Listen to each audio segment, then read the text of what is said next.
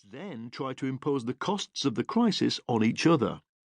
Globalization falls apart, the global institutions become powerless, and in the process, the conflicts that have burned these past 20 years, drug wars, post-Soviet nationalism, jihadism, uncontrolled migration, and resistance to it, light a fire at the center of the system. In this scenario, lip service to international law evaporates. Torture, censorship, arbitrary detention, and mass surveillance become the regular tools of statecraft. This is a variant of what happened in the 1930s, and there is no guarantee it cannot happen again. In both scenarios, the serious impacts of climate change, demographic aging, and population growth kick in around the year 2050. If we can't create a sustainable global order and restore economic dynamism, the decades after 2050 will be chaos. So I want to propose an alternative.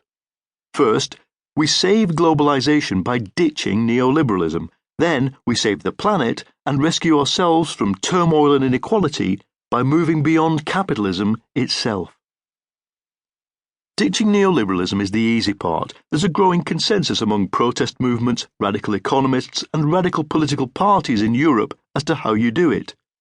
Suppress high finance, reverse austerity, invest in green energy, and promote high-waged work. But then what? As the Greek experience demonstrates, any government that defies austerity will instantly clash with the global institutions that protect the 1%. After the radical left party Syriza won the election in January 2015, the European Central Bank, whose job was to promote the stability of Greek banks, pulled the plug on those banks, triggering a €20 billion run on deposits. That forced the left-wing government to choose between bankruptcy and submission. You'll find no minutes, no voting records, no explanation for what the ECB did. It was left to the right-wing German newspaper Stern to explain. They had, quote-unquote, smashed Greece. It was done symbolically to reinforce the central message of neoliberalism that there is no alternative, that all routes away from capitalism end in the kind of disaster that befell the Soviet Union, and that a revolt against capitalism is a revolt against a natural and timeless order. The current crisis not only spells the end of the neoliberal model, it is a symptom of the longer-term mismatch between market systems and an economy based on information.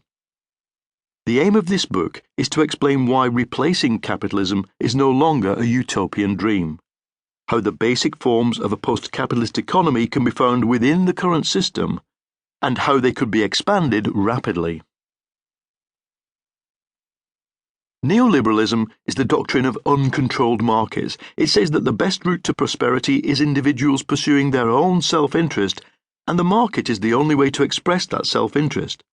It says the state should be small, except for its riot squad and secret police, that financial speculation is good, that inequality is good, that the natural state of humankind is to be a bunch of ruthless individuals competing with each other. Its prestige rests on tangible achievements.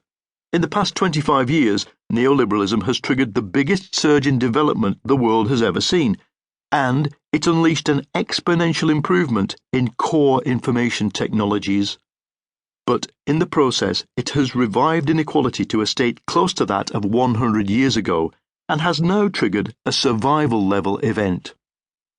The civil war in Ukraine, which brought Russian special forces to the banks of the Dniester, the triumph of ISIS in Syria and Iraq, the rise of fascist parties in Europe, the paralysis of NATO as its populations withhold consent for military intervention, these are not problems separate from the economic crisis. They are signs that the neoliberal order has failed. Over the past 2 decades, millions of people have resisted neoliberalism, but in general, the resistance failed. Beyond all the tactical mistakes and the repression, the reason is simple.